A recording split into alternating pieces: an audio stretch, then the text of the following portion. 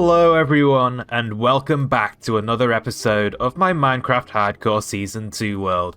I hope you're all having a wonderful day today. We built, in the last episode, this huge iron farm, and it has been working overtime, I tell you, because you see these chests here? That's full, half full, half full, full, half full. This farm is more powerful than I could ever have imagined. This thing is producing! My goodness, I wasn't expecting it to be that fast. And that, what you've seen there, that isn't even all of it. I've actually already used some iron back at Cherryville. I made some upgrades, which I will show you later. But I've already used a ton of iron from this. And it's basically filled up already. We need to build a proper storage room for this thing. Fast. And I mean that. But anyway, since there was a thunderstorm in the previous episode, we got some skeleton horses just here at spawn. And I saw some horses wandering around here, some normal ones of the alive variety, and I thought, hey, you know what? I never really use horses in Minecraft. Let's give them a shot. Let's see if there's any good ones. And what I believe I have found is actually the worst possible horse you can ever find in survival. So, let's just let everyone loose. I don't know why I had them all on one fence post. But, do you see how fast I am running right now? This is... I feel like this is faster than one of the horses I have here. It's this guy. Oh... my goodness. He's so slow. This horse is the stinkiest horse in the history of Minecraft. My goodness. I don't think I could find a slower horse than this if I tried. My goodness, this horse is pathetic. You know what I haven't tried out though is its jump. So, let's see, can it jump? I don't know how high that was. Hang on. Let's get some chests down. They're the only blocks in my inventory. Can you jump up on this? Oh! Okay, so it can do 3 blocks of chests. Lovely. But can it do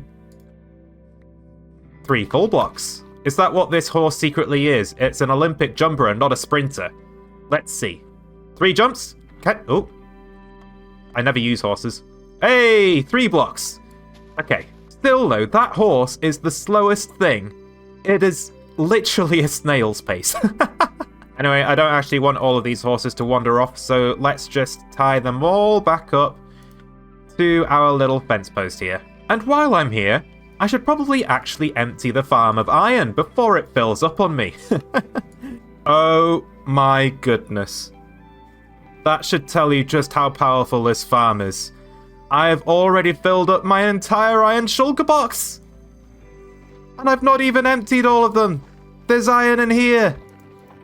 Oh, what have I done? Oh dear.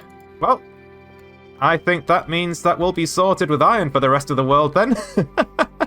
I don't think we'll ever need to build another iron farm after this one. You know what, I should try to do a little bit of cleanup. Let's take away some of these poppies.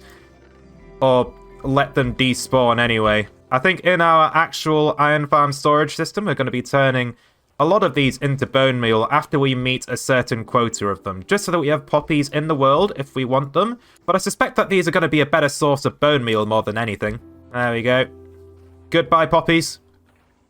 You will not be missed. And I'm just going to put those into our little composting station that we have here. Because I don't really have anywhere to put poppies at the moment. And I definitely don't want to clog my general storage room here. No, I do not. So what are the upgrades that I've made to Cherryville with all of the iron that I have already used so far? Well, the first thing I did was actually complete my storage wall in the wheat farm. We now have the ability to auto-sort all of these farmable goods. And the wheat and the wheat seeds and the bone meal is all coming from this farm here. And I have also managed to hook up the carrots and the potatoes. We have no potatoes in here at the moment, but they will filter across at some stage. So I'm just going to show you all of that behind here. It's just a general auto sorter. I hooked everything up with the hoppers. This is the hopper line from the wheat farm. And this is the hopper line from the carrots and the potatoes over in that direction. And we've just got them firing up this dropper elevator here, and it goes straight into that storage system. And I've done some redstone wizardry beneath the carrot and the potato farm in order to get those goods to where I want them to be. I didn't really have much space to work with because I had the farm just right up there, and I didn't want to change the existing hopper line paths. But I did want to make an adjustment. So, in order to divert carrots and potatoes from these hopper lines, first they need to fill up to this hopper, and then this comparator will activate, which will turn off this redstone torch and unlock this hopper here. And then we'll get some carrots and potatoes going all the way back over to the wheat farm storage system. And we'll be able to keep even more carrots and potatoes there. And you might have noticed I've got a couple of auto sorter modules here, and this is actually covering for a little bit of a bug in the system. You see, every now and then a piece of honeycomb would somehow get into the hopper line for the carrots and the potatoes, and I'd end up with honeycomb in that chest. And I haven't had it yet, but there could well be a bug like that for the honey bottles going on the opposite side of the farm here. So even though I haven't had that issue with honey bottles, I thought I would kill that bird with the stone that I have already armed while I could. Just in case it did happen, because you never know, maybe it would. I don't even know why that was happening with the honeycomb. It's like the hopper wasn't picking up the items fast enough before it was spitting out of the hive or something. I don't know. But anyway, all of those items will now get sorted to their correct locations as well. And the other upgrade I have done is I finished off these sheep balloons. You know how I mentioned that I wasn't able to put in the shears input system for this balloon and this balloon while I already had it in that balloon because it was just way too expensive? Well, I'm happy to say that we now have an entire system full of shears, and I think a pair of shears has actually broken since I filled this up, which should tell you how long this farm has been running for. I only put one pair of shears in each dispenser, so it doesn't surprise me that some of them are running low on durability. But just to show you what the inside looks like, this is not a good view. That way. Maybe a block further. There we go. Okay. So I've basically just got all of these hoppers linking straight into the dispensers there, and I've got that for the layer below this layer as well. And it's all very cramped, which is why I didn't show this in the first balloon when I first made this thing. But I am now, just as a progress update thing. But that's not all. You might have noticed that the beacon has moved locations. Well, that is not for no reason in particular. You see, we'd already mined out most of the resources for this hole. I mean, it's a pretty good beacon mine down here, to be honest. And I did actually do some extra mining down here. I cleared out a little bit of extra space above me. So we've actually got a 5-block gap between the ceiling and the floor here, which is pretty good. And it's also doubling as a nice slime farm as well, which is lovely. But I've also got the beacon mine over here as well, and it's got a slightly bigger gap between the floor and the ceiling. There's actually 6 blocks. You can see there's actually a bit of a rim there. So I mined 3 double layers down, and I did it all with a fortune pickaxe. So we've got tons of cobblestone. That's going to set me up for a long time, I think. We've also got lots of gravel, dirt, granite, diorite, andesite, and also all of these resources. 3 stacks of diamonds and an extra one for spare.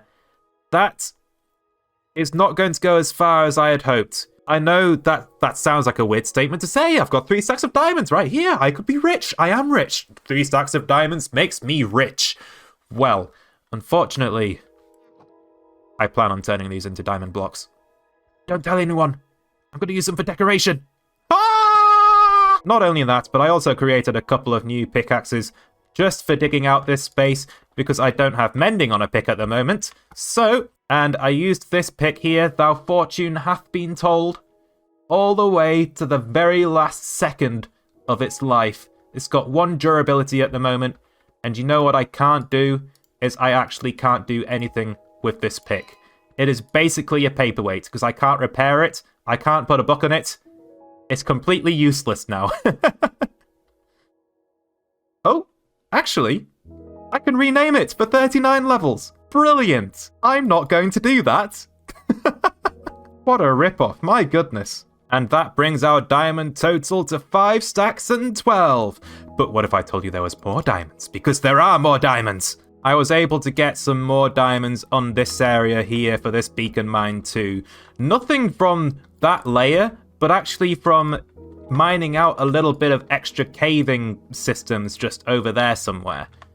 And we've actually gone ahead and gotten, I think it was 20 diamond ores? Oh yeah, there it is. 20 diamond ores.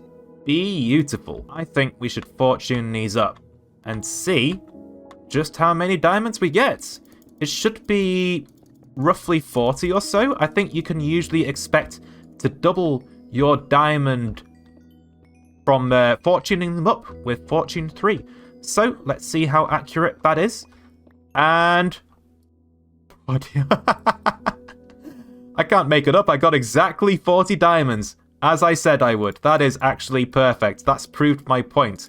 You can basically expect to double your profits if you use Fortune 3 with diamond ores. Which brings us to 5 stacks of diamonds and 52, which just so happens to be 41 diamond blocks.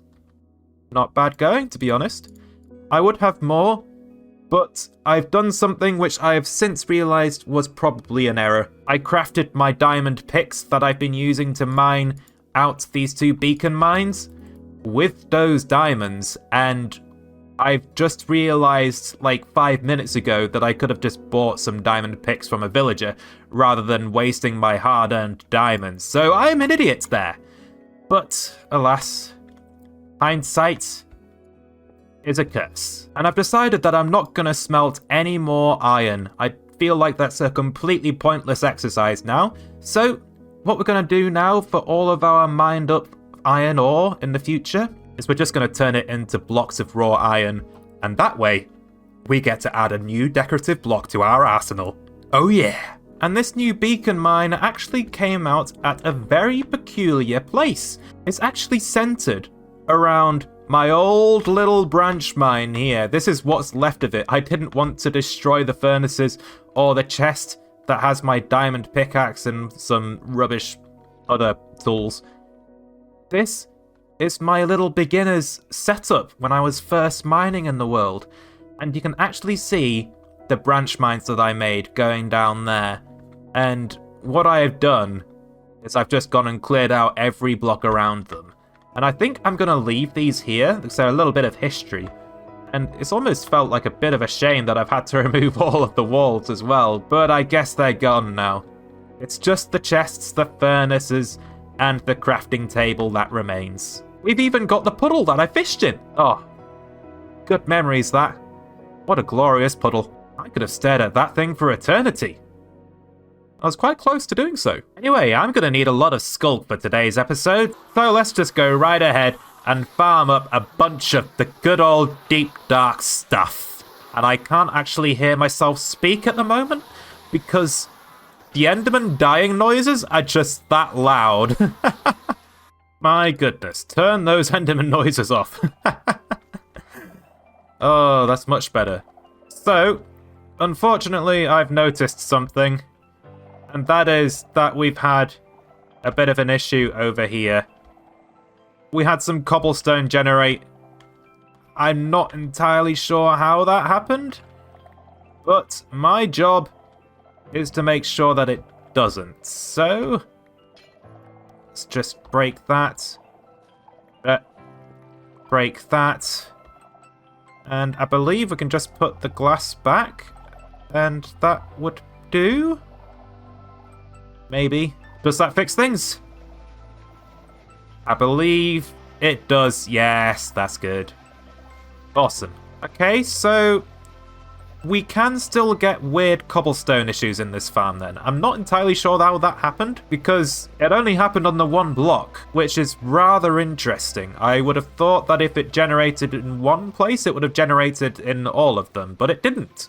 That's weird, I guess. It's a pretty good way of getting the sculk veins as well, actually.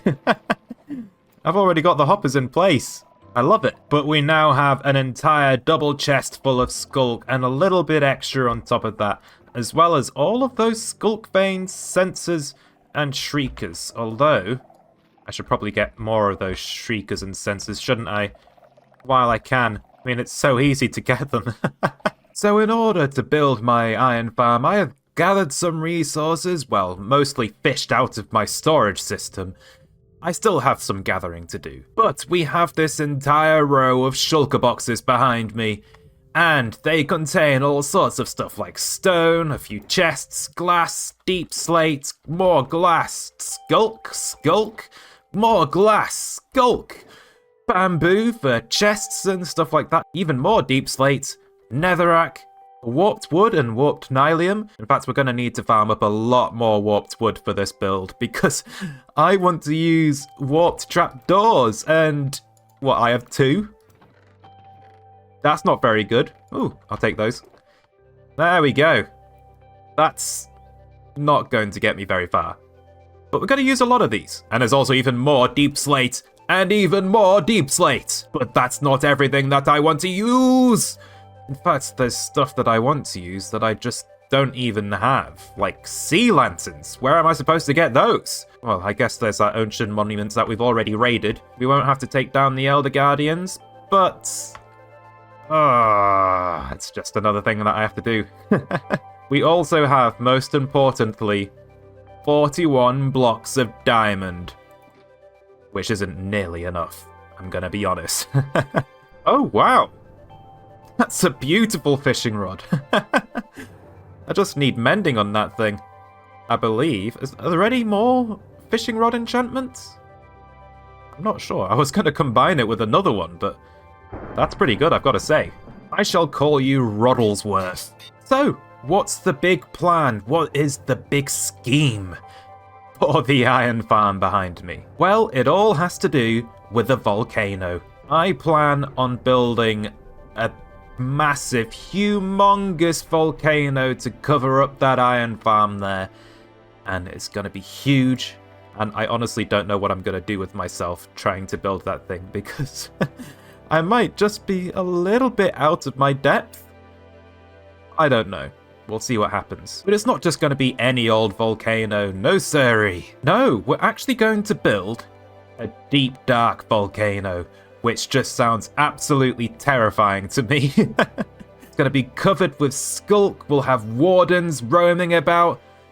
Oh, it's going to be so cool. And that's not all. I feel like I'm kind of basing the idea that I have on Mount Doom from Lord of the Rings, which, as we all know, is a super cool volcano that you have to toss the ring into at the end of the series. It's got some very impressive views there, and I want to sort of try my best to get my own sort of version around that for my iron farm. We'll see how it goes. Did I get anything good just then? Fish, pufferfish, more fish. No, that was a completely useless fishing exercise. But who knows, maybe I should fish more often while I talk. I could get free stuff. And the volcano itself is going to look like it's been completely infected by the sculk, even down to the lava. We're gonna have sculk lava. And that's gonna be pretty cool. I've already got an idea of how I'm going to work that out, and that's why I need so many diamond blocks. And unfortunately, that's why it's going to take a huge toll on my resources, is because I'm going to have lots of lines of diamonds like this. And there is a reason why, a reason to the madness. You see, it's all about lava. Diamonds are going to be the hot part of the lava, and it's going to look like that when I put some sculk veins on it. It's got like this really nice electric blue kind of feel to it. Oh, I love that. And I think we can sort of gradient towards it. We're going to have hot sections of sculk and cold sections of sculk. And the reason why I've decided to go with that is because if you look at lava lakes in real life, they've got like these cracks running all the way through the lakes, where it's got like hot sections where everything's liquid. It looks like cracks running through rock of just pure lava. And then in the middle, they've got these cold patches where the stone has sort of solidified on top of the surface. And I think what I'm going to do here is I'm going to try and demonstrate that to the best of my ability with a bit of a gradient here. Well, you know what? I've not gone for the best of shapes here. Let's get rid of these blocks for now. So, as an example of what I would like to do for the floor, let's just go ahead and build a blob of some skulky lava. So you can think of the center of this blob as cold. And we're just going to surround the outside with sculk veins to make the edges just a little bit lighter. And then around that, we can have some trapdoors of the warped variety. And we're even going to go ahead and put sculk veins on top of those trapdoors as well. And then we can get our diamond blocks in. And this is going to be the hot liquidy lava that you would see inside of a lava lake. So, as you can see, as I have added more sculk to this little blob of skulky lava, you can see this really cool kind of effect start to take place where we've got this cold section in the middle, and then we've got that nice hot electric blue around the outside of the lava blob. And we're going to have our iron storage room sort of hanging above an electric blue skulk lava lake like this. And I think it's going to do wonders. That mined a lot faster than I thought it would, I'm going to be honest. So the iron farm storage is going to be suspended over a lava lake like that, if you catch my drift. And I want to have a bit of fun with the storage room as well. I don't want the entrance to just be something I walk in on. So what I think we'll do is we will actually have a bit of a parkour challenge going all the way up to where my chests are. Oh no, we can't just simply walk into the iron farm of Mordor, no. We shall jump. I'm picturing sort of spires of rock towering above the lava below, and have to jump from one to the other in order to get to the chests. And I've never really done a parkour sort of thing before in Minecraft. So let's see how it goes. It's probably going to be a bit rubbish, to be honest. I'm just going to jump from one platform to another. But it's going to make it a lot more entertaining in order to actually get to the iron storage itself. And I'm also going to add a little bit of extra risk to that parkour as well. I don't think it's going to be a safe landing if I miss the jumps. I'm actually tempted to put a warden at the bottom of it. That will be insane, and maybe I'm going to be really stupid for having done that, but it's what I want to do. And so that's what we're gonna do. So I hope you all understand my thought process so far, everyone. And we'll kickstart that time lapse into gear. Let's go.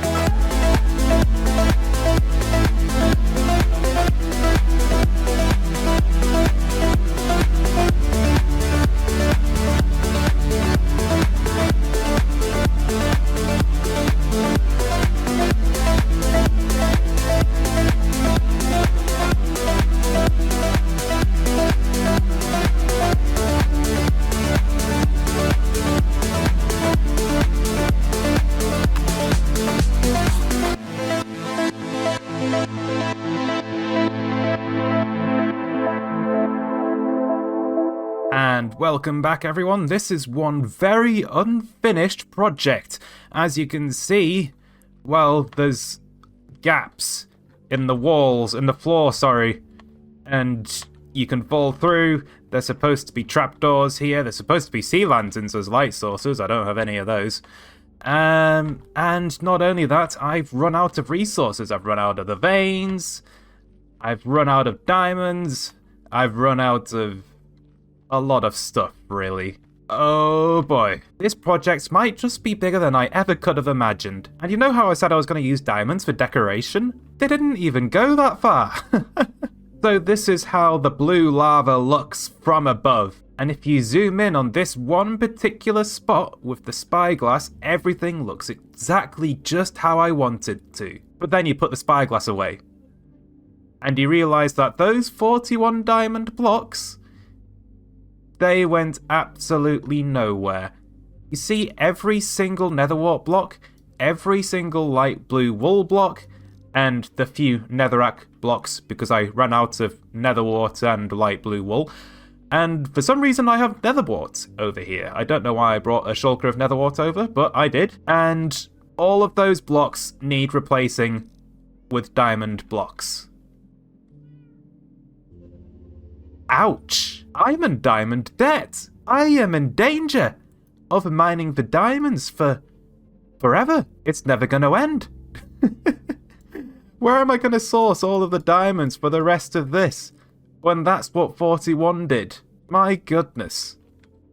This is an expensive project. And you might be wondering what these random circles are in the floor, and these are actually where I'm going to have some spires for the parkour above me. That's right, these random platforms that you're supposed to parkour over from here to there aren't actually supposed to be floating. Eventually, we will build some spires down in the lava lake below, towering out of the blue lava. And I think that will look pretty cool once it's done. It's just that right now, it's not done. But I needed to mark out where they were going to go so that I could get my blue wool down for the future diamond blocks and build our shapes around it and whatnot. Speaking of shapes, I think I'm quite happy with how the lava's gone. I'm happy with these shapes. It's all sort of broken up. There's not really an organized pattern or anything like that. It's just blobs everywhere, which I'm a big fan of. The surface does indeed look cracked. And you might be wondering, how is the parkour? Well, I've just taken my elytra off. Let's give it a test run. Oh, that is unfortunate. I'm not good at parkour, I should mention. So whenever I'm going to attempt this, is extremely likely that I'm just going to fall like that, and hopefully not straight to my death. But you never know, that might be my undoing for this world. Ah! I swear that jump is possible. All of the jumps are actually possible. I know that because I know the block gaps that I gave it, and I've done those block gaps before. It's just you have to leave the jumping for the very last second. And I'm hoping that I can prove that point right here, right now. Come on. Right? Nah! Oh dear. I'm never going to get out of this place if I don't fly out, because that's supposed to be the exit there. This is all supposed to be within one volcanic chamber, with that being the floor. We'll have a roof over us. This is basically going to be within the volcano itself, and it goes quite far out from the iron farm, as you can see. Oh, that was a grindy time lapse though. Do you guys have any idea how long it took to dig out this hole? Well, one of those clips actually was 5.5 hours of game time. That's pretty insane, and I'm hoping that I never have to do that again, because that was a lot of mining. But I was glad to get it out of the way. It was a good chunk of progress. I have my hole now, and now I can build straight out of there. We'll hopefully have a pretty cool looking cavern here. But that's something to do in the future. Now you might be wondering how I actually got the diamonds to dig this place out. As you all know, I do not have a mending pickaxe. Well, what I did is I did the smart thing, and I got some toolsmiths at long last. So we've got infinite diamond pickaxes in this world, as well as shovels, hoes, and axes. And what I've done is I've created a bunch of diamond pickaxes for me to use. I've repaired them all once or twice so far, just digging out this hole. And they've all got names, like the Picker of Fragile Things, that Silk Touch backwards, silky smile, living a silk life, good luck pick, may the odds be ever in your favour. And yeah, I just think that that's going to help a massive amount when it comes to actually mining projects in this world. And that is a very close-up view of my face. Hello there. Do you like my eyes? They're a really good shade of green, don't you think? Now, how do I get out? Here. There are no veins there. So interestingly, the only block that I didn't actually run out of when trying to build this floor was the sculk blocks themselves. I ran out of the sculk veins, I ran out of the warped wood for the trapdoors, I ran out of... well, I had no sea lanterns at all. I ran out of the light blue wool, the nether wart, I had to use netherrack to build my shapes. Oh, this project was just going wrong in every direction. But hopefully we'll get the resources to actually finish this floor at some point in the near future. I don't know about the diamonds. The diamonds will be an ongoing project for sure. But I do like how they look over here. Oh, look at that electric blue. It's so good. And having the parkour be so high up over this lava lake does pose a bit of danger to falling. And I do want there to be a bit of a penalty to having to fall. We will actually end up having a ladder in this little island here going up to there. That's supposed to be like a checkpoint thing. So if you fall, you can climb up halfway up, and then you can try to get out or back in. In fact, let me descend on the parkour, because I look a lot better trying to do that. Oh, there we go. And another jump, and down like that. Oh, what a pro. I'm a pro jumper. Yes. Right. And then on to the next one. Next island. Oh, I look so good now. So skilled. Just think of the competitions I can win now that I've crossed that bridge. And now we're going to go the other way. Come on. Come on. Ah, oh, gosh.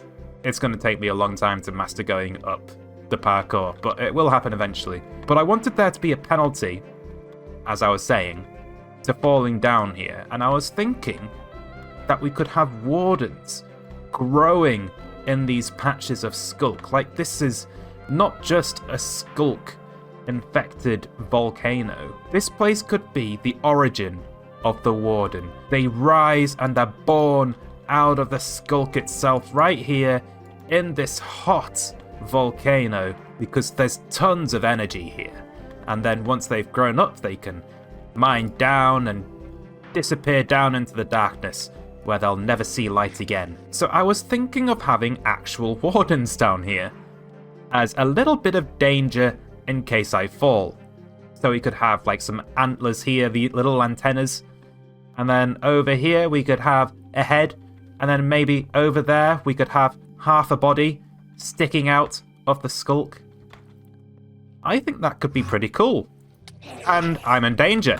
I have looked at an Enderman without realising. I saw that Enderman, but... wow. Okay. You want to fight me? Where is he?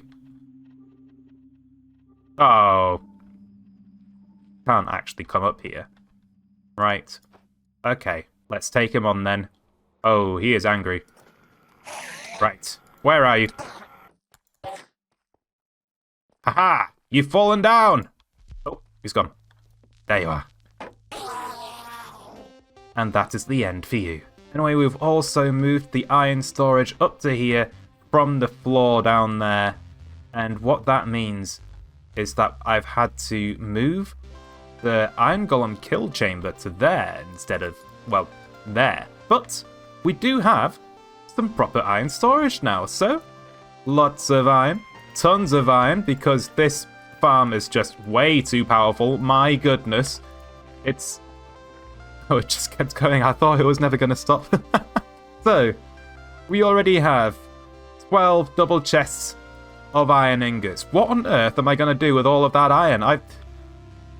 This farm is too powerful. Why did I do this? I think it was a bit overkill going for 3 layers, but whatever. We also have storage for poppies, if I need them. And once we overfill on the poppies, we'll get some bone meal over here because we'll compost the excess. And then once all of these chests fill up, the items will simply be dispensed into lava. We don't want the entire storage system clogging up and entities lagging out the world or anything like that, so it's best to delete them. I don't mind too much about deleting iron in there if this place fills up because, well, at that point, I'll have all of those double chests of iron ingots. I'll be rich! And you might be wondering where our toolsmith villagers are, and they're actually in this little house here. We'll give them a proper home at some point, I'm sure, but for now, these guys are in here. I can get hoes, shovels, pickaxes from them. This guy's also got shovels. One of them has axes as well, but I don't think I'll need to buy axes. Our netherite axe will be more than enough, I'm sure. But yeah, this is how I got all of those diamond picks that we used to dig out that hole. We also went through a lot of XP just trying to make those picks. We did tons of villager trading with these villagers in here, and what that has resulted in is a massive shortage of carrots and potatoes. As you can see, our stocks have run low. That's a first. Anyway, I hope you enjoyed this episode. I know that this project is hugely unfinished, but it is a mega project. This thing is huge. I might have actually bitten off more than I can chew with this place, but we'll see how it goes. And I hope that you're all as hyped for this project as I am, as I bring this huge place to fruition. Oh, this room in particular, I've got a really good feeling about. But I hope you enjoyed, everyone, and I'll see you on the next one. Bye.